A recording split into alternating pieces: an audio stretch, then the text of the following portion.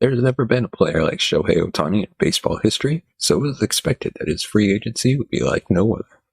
He's such a unique player. He combines being Nolan Ryan on the mound and Aaron Judge in the batter's box. It has always been wondered what Ohtani would be able to get in free agency, being both a hitter and a pitcher. This episode is sponsored by ExpressVPN.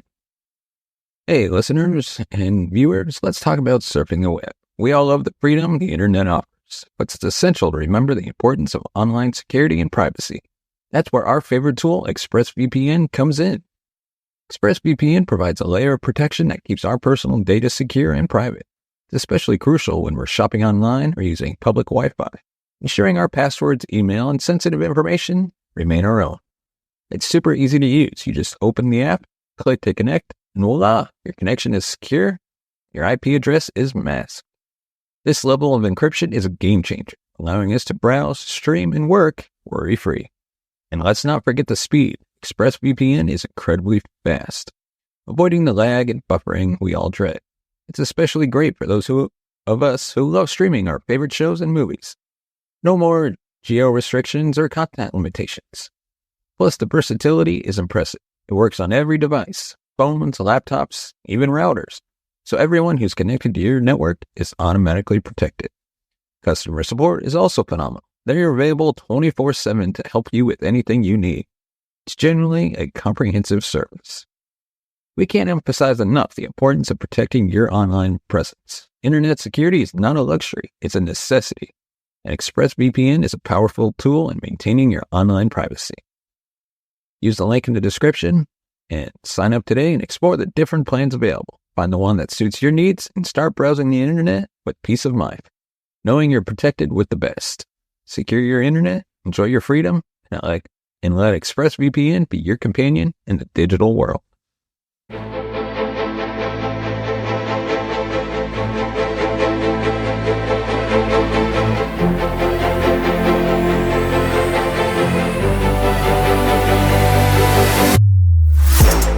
Complicating factor to this free agency is that Ohtani had his second Tommy John surgery at the end of the season. He will not pitch until opening day 2025 at the earliest. Before we dive into today's episode, we'd like to remind you can find us on Facebook, Instagram, TikTok, and X. Just search Talkin' Texas Rangers. And as always, thank you so much for watching and liking. And now let's dive into today's episode. With yet another starting pitcher off the board, the Texas Rangers need to take action. First it was Aaron Nola, and now it's Sonny Gray. Two of the top free agent starting pitchers have signed on with their new teams. But neither of these clubs are the Texas Rangers. There have also been several other lesser deals that have been done over the last week, and the Rangers have been a part of none of those as well. Obviously, there are talks going on with multiple pitchers, but as more and more sign elsewhere, the price of inking the ones that GM Chris Young wanted to get will be going up. It's a supply and demand thing, and with two of the top 4 free agent starting pitchers gone, the sights are set on re-signing Jordan Montgomery or bringing in the NL Cy Young Award-winning Blake Snell. Gray's new deal with the Cardinals is for 3 years and $75 million. The deal that Nola got with the Phillies was 7 years and $172 million. Gray is the oldest at 34 years old, and Nola is slightly the youngest at 30 years old. Both Montgomery and Snell will turn 31 in December, both left-handed, and should end up receiving very similar deals. It's believed that the Rangers are in on Montgomery, but a pivot to Snell could happen depending on how negotiations are progressing. The winter meetings are next week, and it is likely that there will be more action both leading up to and during the meetings in Nashville. Ranger fans trust Young and his leadership, but it's still hard to sit back and see several players go off the board, and we still haven't made a move. The moves will be coming soon, but the pressure to grab a top free agent starter when there are only 2 left is mounting. Some breaking news of a Montgomery reunion or a Snell signing would make for a happy Christmas for Rangers fans as we continue to celebrate the organization's first World Series title. There are a lot of moving parts going on behind the scenes, and it will be interesting to see how it all shakes out. Until a signing happens, we will sit here patiently and hope that we don't miss out on all the top arms. Let us know your thoughts on the current situation in the comment section below. Do you think the Rangers are not acting fast enough, or do you think Chris Young knows what he's doing right now? But on to our next topic. 3 reasons why Shohei Ohtani will sign with the Texas Rangers.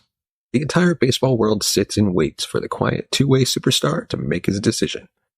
I think one team stands above the others when it comes to securing his services. There has never been a player like Shohei Ohtani in baseball history, so it was expected that his free agency would be like no other. He's such a unique player. He combines being Nolan Ryan on the mound and Aaron Judge in the batter's box. It has always been wondered what Ohtani would be able to get in free agency, being both a hitter and a pitcher. The complicating factor to this free agency is that Ohtani had his second Tommy John surgery at the end of the season, and he will not pitch until opening day 2025 at the earliest. Teams are lining up offers, scheduling meetings with Ohtani, and trying to get him to sign on the dotted line. One team, though, will give Ohtani everything he is looking for. Texas is the one team that can give him an immediate chance to win, can pay him the money he is asking for, and give him the freedom to prepare for a game in whatever way he needs to. So reason number 1, Texas is a winner and has a plan to continue winning. The Rangers could have been that team that Ohtani chose back in 2017 when they were in pursuit of Ohtani. They had a very competitive offer financially. There were other factors in play. Unfortunately, they were coming off a 78-win season in 2017 and just traded Yu Darvish rather than attempt to re-sign him. They did not have much hope of winning going forward. Adrian Beltre was nearing the end of his career, and it appears Texas was about to engage in a rebuild. Ohtani chose the Angels over Texas and all other teams. Times have changed since 2017. Texas has come out the other side of a rebuilding process as the World Series champion. They are led by Bruce Bochy, a 4-time World Series champion manager. They have a good mixture in the clubhouse of veterans and youth. They are set up to win now and for the next several years. Reports have come out that Ohtani is prioritizing teams that will give him a chance to win. 6 seasons with the Angels, they've never made the playoffs. Ohtani won 2 MVPs, but did not come close to sniffing the playoffs in his career. Ohtani knows that to be considered among the greats in the game, he has to play on that October stage. He has to lead a team to the playoffs and then perform once there. Texas is one of the teams he is looking at that now has postseason experience and is still getting better. Texas goes into 2024 as the reigning World Series champion, but also has the motivation to win the AL West in 2024 and dethrone the Houston Astros. Ohtani could be the piece that helps Texas accomplish that goal. It would be exciting to see how well Ohtani will perform in the heat of a playoff race in September and in the playoffs. Reason number 2, the Rangers' willingness to spend. The Texas Rangers have won the last 2 offseasons. They signed Corey Seager, Marcus Semien, and John Gray in the 2021-22 offseason, following that up by signing Jacob deGrom, Andrew Heaney, and Nathan Eovaldi in the 2022-23 offseason. They spent around $800 million in guaranteed contracts to sign each of these players. Most teams spend money and will not win. That was not the case with Texas. They have went from 60 wins in 2021, 68 in the season next after, and 90 wins and a World Series title this past season. Texas is not afraid to spend to improve their roster. Texas is led by an owner and a GM who are not afraid to spend money. They do not subscribe to the thought that a team has to tank for several years and build through the draft to win. Texas is blazing their own path rather than follow the model set by Houston. While fans debate whether Texas built or bought their championship, Chris Young demonstrates how a team can do both to try and win.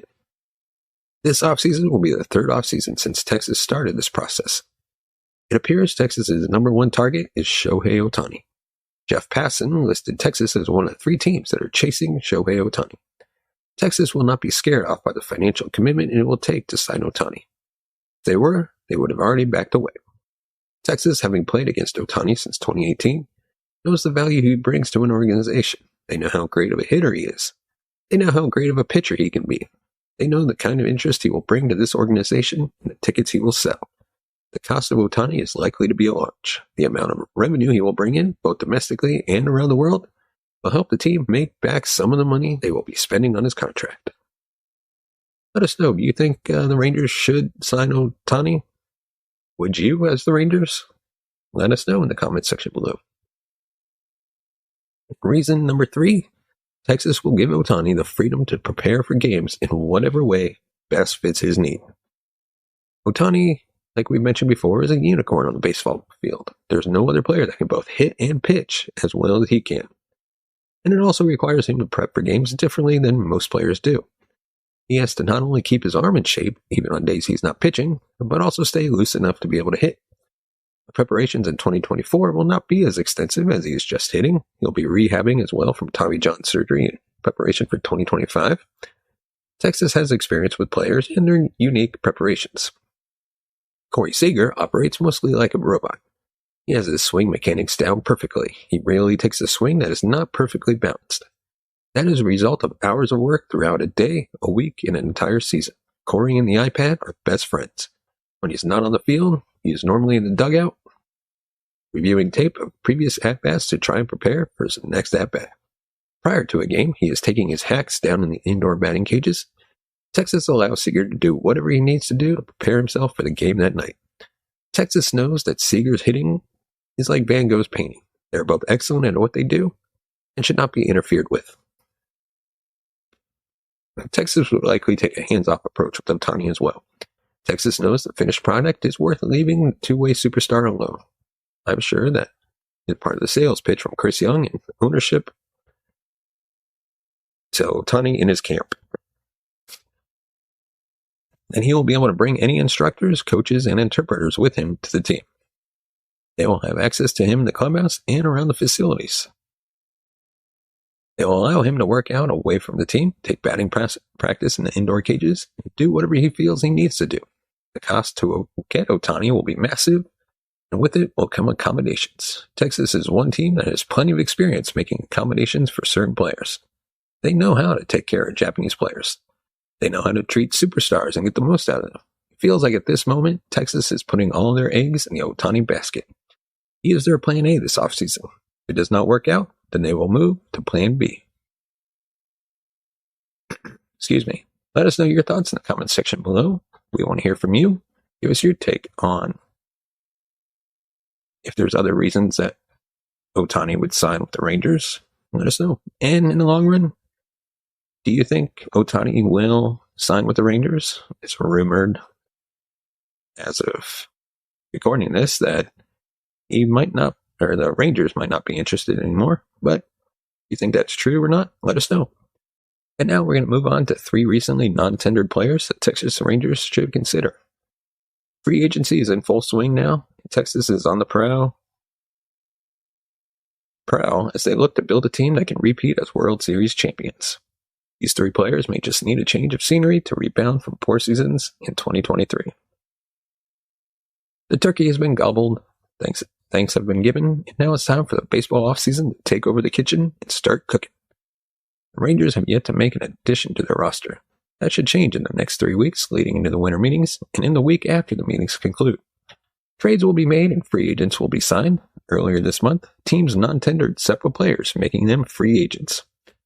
Players are non-tendered for several reasons. They might have suffered from a downturn in performance in the prior season, and the team is opting to cut bait rather than going through arbitration. Players could have health issues teams do not think will be resolved over the offseason. Finally, a player might not have a role on the team any longer. The front office is trying to clear space on the roster. Of all the players non-tendered, and there were 63, I scoured the list and found 3 players I think the World Series champion Texas Rangers should consider signing this offseason. These are going to be 3 relievers that will address a need for the Texas Rangers and make it easier for Bochy to manage the pen through the lengthy 162-game season. So number 1, Adam Cimber. The side-arming right-handed reliever has been a great reliever throughout his career. He is a pitcher who has made 65 or more appearances in a season 4 times since making his debut in 2018. It's not just that he does this, but he also has been highly effective. Cimber had sub 3.0 ERAs in both 2021 and 2022. He also had over 50 strikeouts in each of those seasons while also walking fewer than 20 batters. Cimber has also been a ground ball artist in his career. His ground ball rate has been above 50% in 4 seasons. The one issue with Cimber is that he had to sit out the majority of the 2023 season. He was placed on the IL midway through June, right shoulder impingement. He went on a rehab assignment in September, but did not recover in time to participate in the postseason with the Toronto Blue Jays. If healthy, Simmer would play a vital role in the Rangers' bullpen. He would likely pitch in middle relief, filling the hole that Grant Anderson pitched in for much of the 2023 season. Texas would be hoping the lack of success for Simmer in 2023 was more injury-based than performance-based. If it is health-based, they will have signed a definite bullpen weapon for a lower cost than it would have been had he been healthy. Number 2, Josh Stallman. Stallman does not have a prior connection to Texas or the coaching staff. He's a former Kansas City Royal. But Texas and Kansas City share a spring training site in Surprise, Arizona. These two teams normally kick off spring training with games against each other. Texas, through their spring training engagements and regular season affairs, have seen him in his good times and bad. Stallman is a 29-year-old reliever who relieves primarily on a fastball and slider combination.